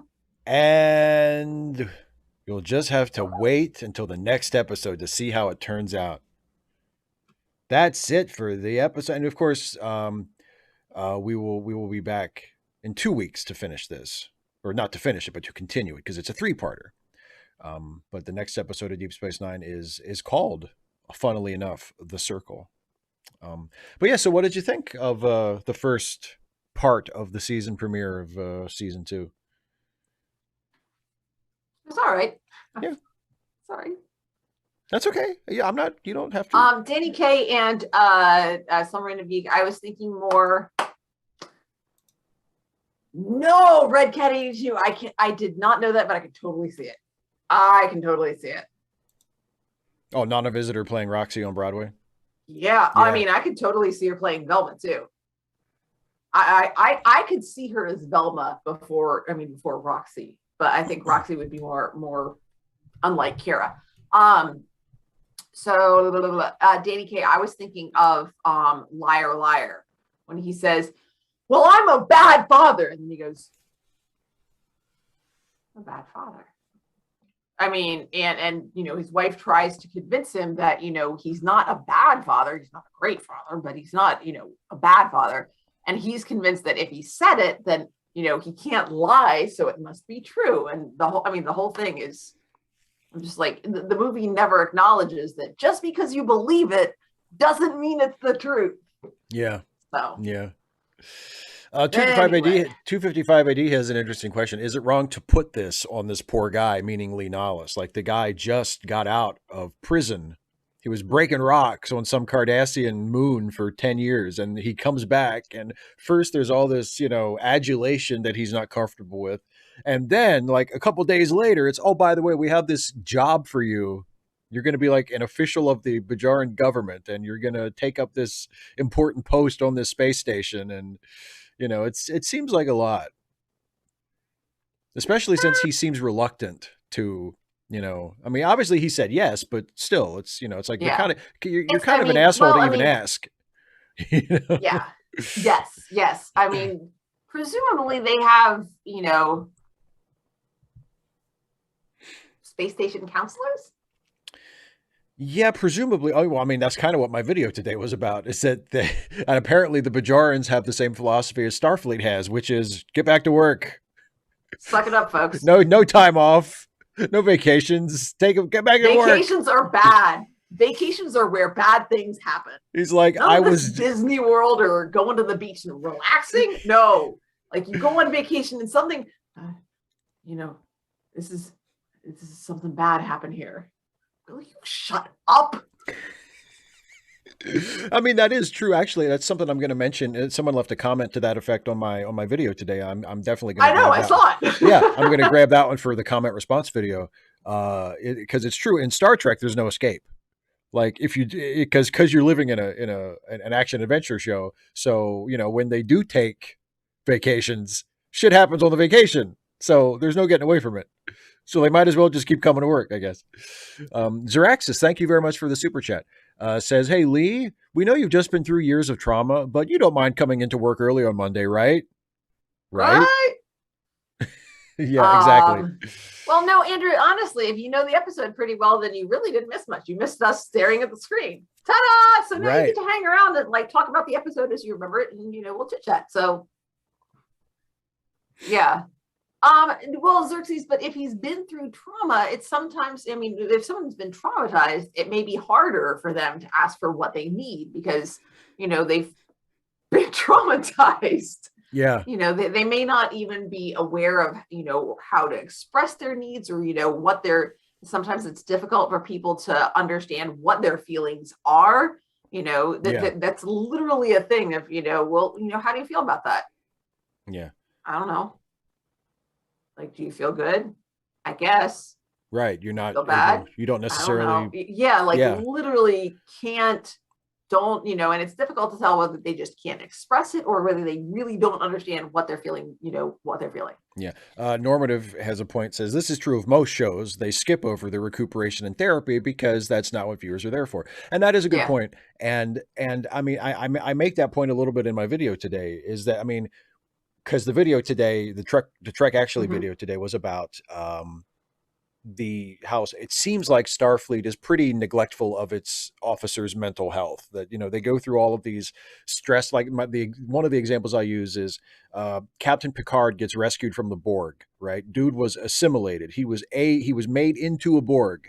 And like at the end of the episode, he's back in uniform, back in command of the ship. He's got shit on his face that Beverly put there to cover up the wounds from the Borg implants that haven't even. I mean, like it's Star Trek. They have a wavy thing that they wave in front of your face and the wound closes. For some reason, that didn't work for the Borg stuff. So he's got shit on his face to cover where the Borg stuff was, and he's because back it's behind. More dramatic that way. But the point is that it doesn't necessarily make the show badly written.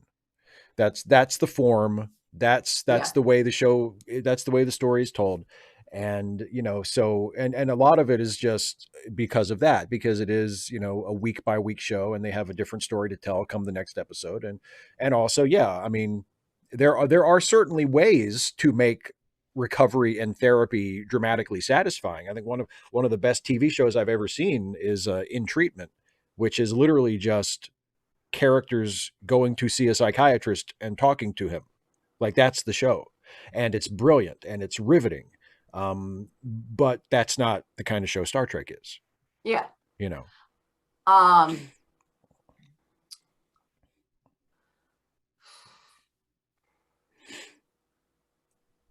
255 AD, when you say when right-wing politicians exaggerate their war record for political capital, is this guy kind of the opposite of that? It would depend on what you mean the opposite. Like is he underselling what he did? I think so. Is he how it relates to political capital? I'm not entirely sure. And then where did it go? Radical bacon. Oh yeah, nonverbal student hating Ron Robin. Oh So yes, radical go ahead. bacon. If you, I mean, if you're literally nonverbal, you should have an IEP. Like, I mean, even if it's not like um permanent, like if you have anxiety, or if there's if that causes you, or for whatever reason something causes you to not be able to speak, you should have an IEP that says you can just put you can physically communicate past, or something. Like you can just sort of put a hand on top of your head saying, I can't do this right now. And I would have information before you came into my class. I would have information that this was a thing. I would be informed about this. I've taught students with disabilities before, and there's like a wide range of students with disabilities who are in regular ed classes, but we're just informed these are their disabilities, here's how you accommodate them, go for it. And I've had some that either due to processing issues, executive functioning, or anxiety, would like have sometimes when they just couldn't talk in class. They would just have some days where it wouldn't work. And so I would typically what I would do is say, essentially work with them, whether or not it was in their IP, say, talk with them one-on-one. Usually during my planning, I might go to whatever class they had and say, talk to that teacher. Hey, can I talk to so-and-so for a few minutes? And either pull them out of their class, talk to them in the hall, or have that teacher send them over to my room when it's empty during planning to say, okay, so I know that this is something that is difficult or maybe even impossible for you. But at the same time, it's something that you need to develop some strategies for how to deal with, because it's something that may not always be supported when you go out into society after school. So, and I know that especially at 14, 15 years old, the age of my students, that being different is really uncomfortable. So finding a way to do the things that other students do can be very encouraging and empowering for students who have disabilities. Learning to sort of develop their own accommodations can be helpful. So we work individually, one-on-one with these students to say, what is, what, besides what it says on the paper, what goals do you want to accomplish? What do you want to do? How do you want me to handle this? I have to do what it says on the paper, but I also want to talk with you. And at 14, 15 years old, students are old enough, and usually they've dealt with their disability longer than I have. So yeah, they can, they're usually pretty good about talking with me about that. So teacher stuff. Yeah. I hope that was somewhat helpful. And if you have any other perspective on that, love to have some additional suggestions. But essentially, I know about it ahead of time. We go for it. And then I talk one-on-one with the student to add to the information that I get from the paperwork. Yeah, people are talking about the apparently on Deep Space Nine. This I'm remembering it now because they mentioned one of my favorite episodes, Hard Time from season 4, where there is mentioned that there is a counselor on board who is just never seen. They're just off screen. Yeah. And apparently, okay, it's mentioned a couple times in TNG that there are other counselors on the Enterprise besides Counselor Troy. Like, she's not the only person who's seeing after the mental health of like 1,000 people on the ship. We just never see them because they're not characters on the show. But I mean, it does. Yeah, it's not something that is explored very much or acknowledged very often because that's just not the show. Yeah. And it doesn't. Yeah, it's like the idea, like on Galaxy Quest, and I don't think it even made it's one of the deleted scenes when they talk about the bathrooms. We had to extrapolate what your what your waste facilities were like because the bathrooms were never biology. Seen. Yeah, exactly. Yeah. So yeah, exactly. But because of the lack of toilets. One of the talk about like Star Trek nerd stuff. One of the best little inside jokes that's not even intended to be an inside joke, but when you watch Star Trek: The Next Generation, there is a door on the bridge that is right across. It's kind of like in a little alcove off to the side, up on the back part that's kind of raised up, and it's opposite the door that they use to go to the observation lounge. So there's that door to the observation lounge that they use all the time. You see them coming and going through that to exit to the other location. But there's a door right across from that that is never it's never established on screen as anything. But in the technical manuals, when they print like the blueprints for the ship, that's the bathroom. That's the bathroom on the bridge. And so every once in a And nobody while, ever uses it. well, no, every once in a while, a handful of times throughout the whole 7-year run, you will see someone coming out of that door. Now, it's never established on screen that that's the toilet, but according to the technical manuals, that's the toilet. So you can That's play this. hilarious. So you can tell yourself, oh, they're just coming out of the bathroom. I hope they wash their hands. It's a lot of fun. Sarah Scott, somebody said something about you lecturing your first class, so I'm very curious about that. Yeah, yeah. 255 AD, that would not fly anymore. I mean, that's like all kinds of, your school's going to get sued. Yeah, it's illegal. the teacher deciding that a student doesn't get an accommodation, that's not, yeah, yeah, that's if not you were okay. actually like, there's, I mean, and it's there's all kinds of legal paperwork. So if the school is going above and beyond to provide you with something that's helpful but not legally required, then yeah, the teacher can say, nope, not dealing with that. But But if if it's it's something something you're that you're entitled to, legally entitled to, yeah, and the school doesn't allow you your legal provisions, that's illegal. That's yeah. what it is. And Vilcata, no, actually, this Coca-Cola cup, my husband's dad, my father-in-law, worked his entire career at Coca-Cola bottling plant here in or not here, but like in Chattanooga, Tennessee. Uh, Coke's big here. And so we have a fair number of, fair amount of Coke swag. I've got a little jacket. It's nice and comfy and soft, and it says Coca-Cola on it. And we have some Coca-Cola glasses. We also have like the glass ones that are like whooshy. They look kind of like Coke bottles, except they're wide at the top. Oh yeah, A couple other things. I've had a couple of those over the years. I Yeah. like my So Coke glasses. Yeah.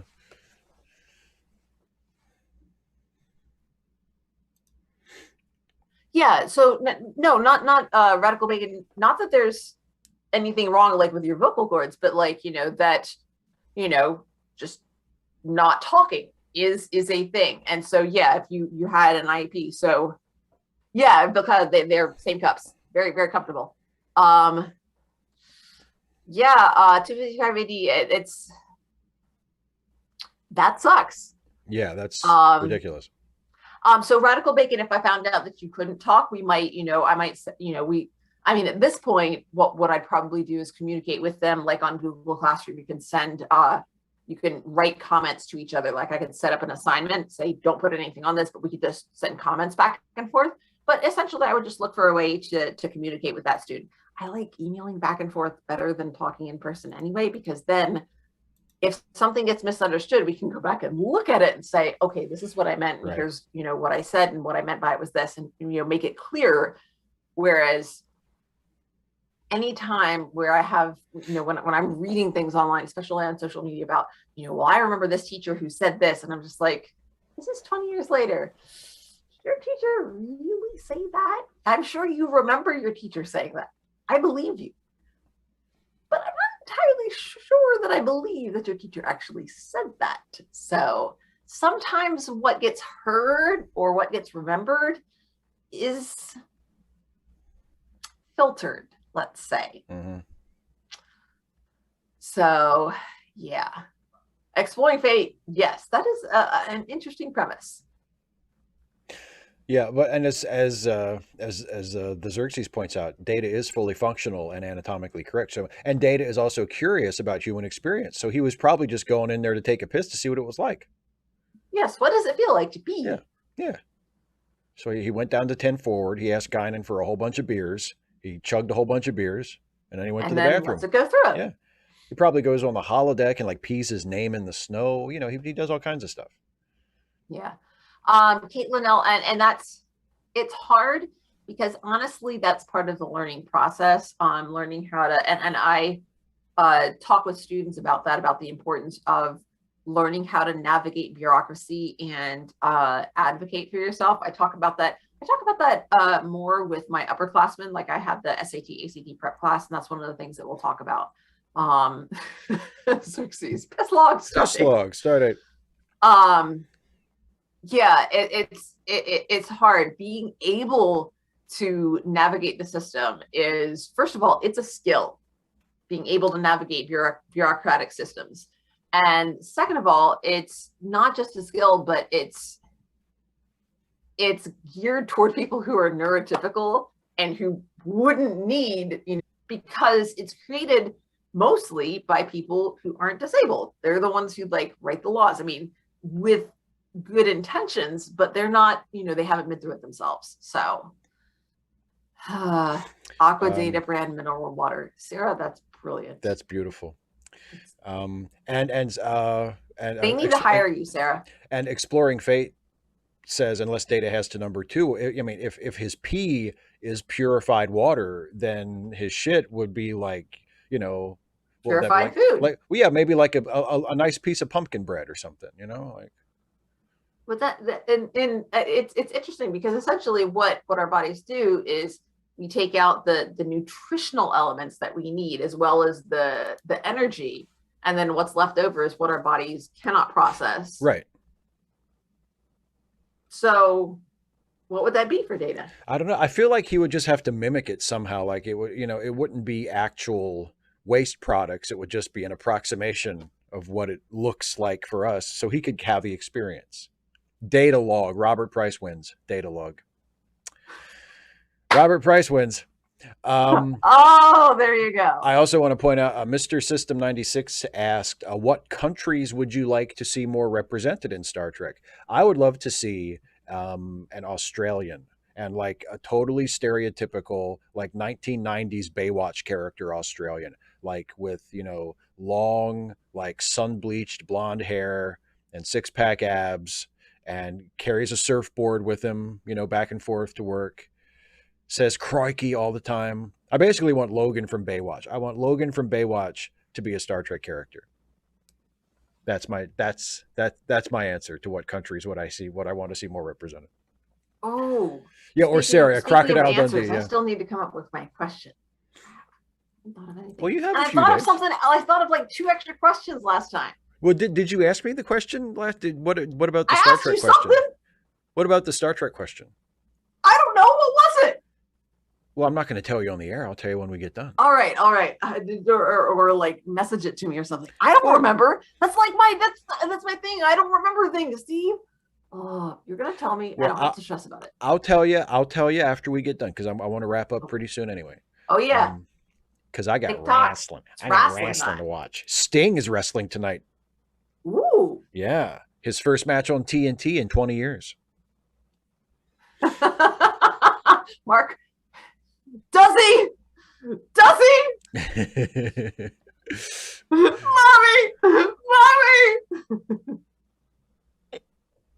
Did you even watch the show?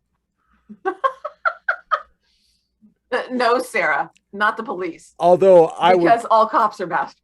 Although if it was that Sting, I mean, I'd buy that on pay-per-view.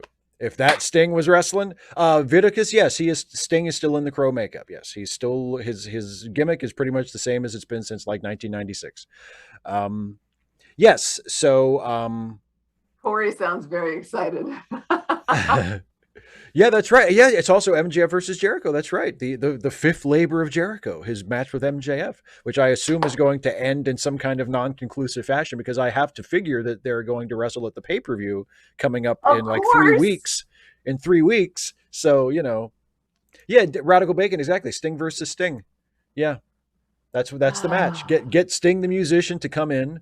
And he starts some shit for some reason with Sting the wrestler. Maybe Sting the wrestler like forgot to recycle and noted environmentalist Sting. That's that. Okay, that's how it is. Okay, so Sting. No. Go ahead. The makeup is not environmentally friendly.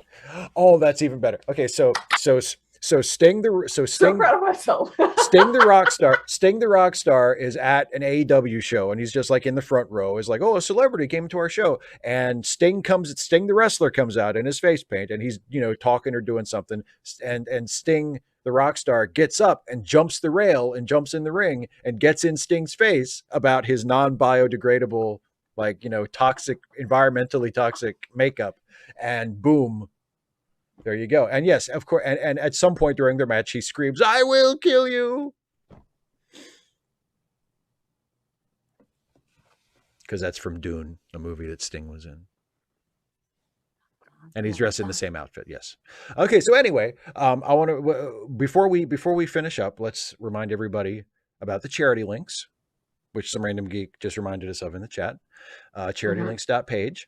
And that's linked in the description. And if you click that link, it will take you to a Google Doc that our friend Geek has created that has crowdfunding sites and PayPal links and legal defense funds and other things to help out some friends of ours who are in some financial need. So if you have a few extra bucks laying around that you want to put toward a good cause, check out the Charity Links page and help people out. That's and help people cause. Out. And yes, and specifically our friend Joanna, who is linked. Geek has linked her what she calls her begging bowl on Tumblr in the chat there. Joanna's good people, and if you can help out Joanna, I would encourage you to do so. Oh gosh, I'm sorry, I'm super sleepy. Well, it's a good thing we're wrapping it up, isn't it? I made it. I made it. You made it. And also don't forget that Dana has her very own YouTube channel full of awesome videos.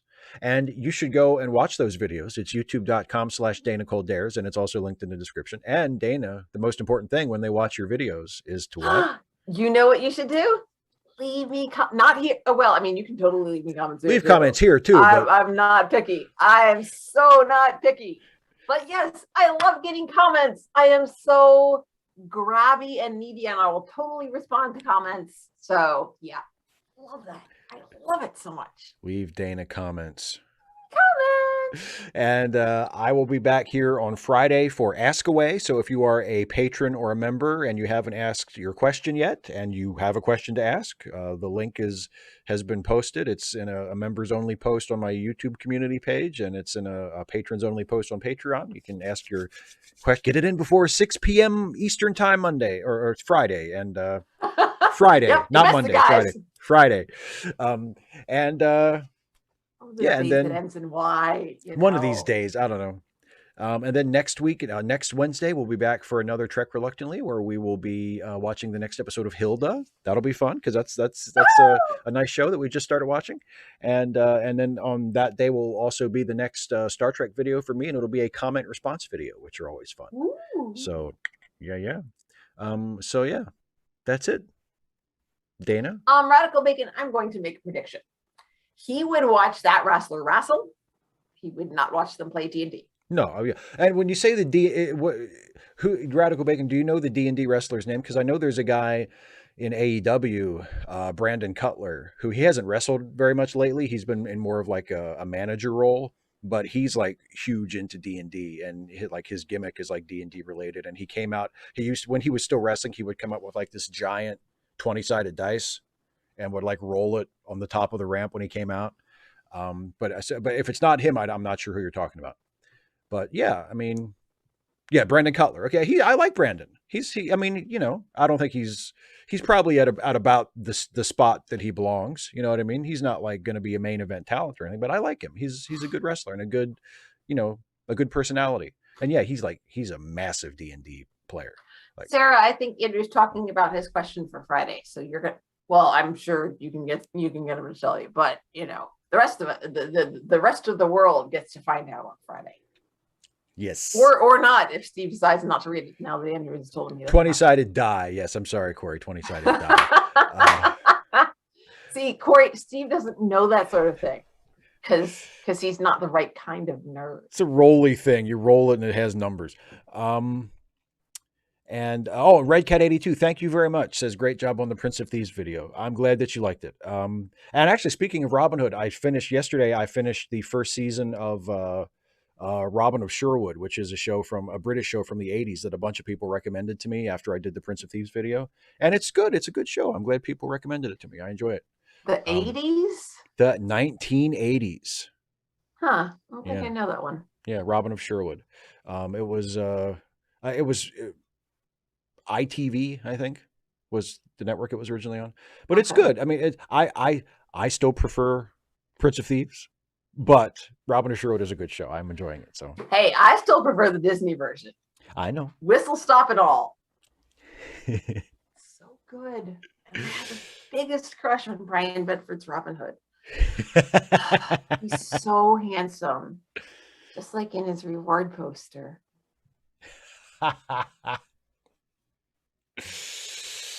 So anyway, that's it. Leviticus. Fuck me, clean it.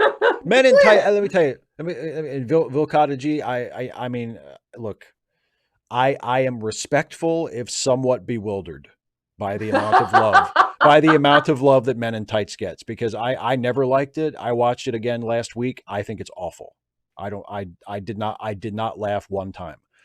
Yo, this coming from the. You're going to mention Titans. You're going to mention Justice League. Go ahead. The self-flagellating fool who watched both seasons of Titans, both versions of Justice League, and both cuts of the Justice League. I'm just saying. Drinks sludge. I'm just saying. I don't think Robin Hood Men in Tights is within 1,000 miles of being a good movie, but a lot of other people who I respect and whose tastes, lines up more or less with mine, seem to like it. I do not get it at all. It's not a close call for me. I think it's a horrible movie, but I respect people who have a differing opinion. Colin, Robin, I'm watching it on Sling. It's streaming on Sling, so I don't know if you have Sling or not, but it may be streaming somewhere else too. But that's where I'm watching it. Anyway, time to wrap this up. So, thanks for watching, everybody. Dana, thank you for joining me as always. Thanks for having me, Steve. Of course, anytime. Specifically Wednesday and every other Friday. In case anyone was wondering. All right. Thanks for watching, everybody. See you next time. Bye.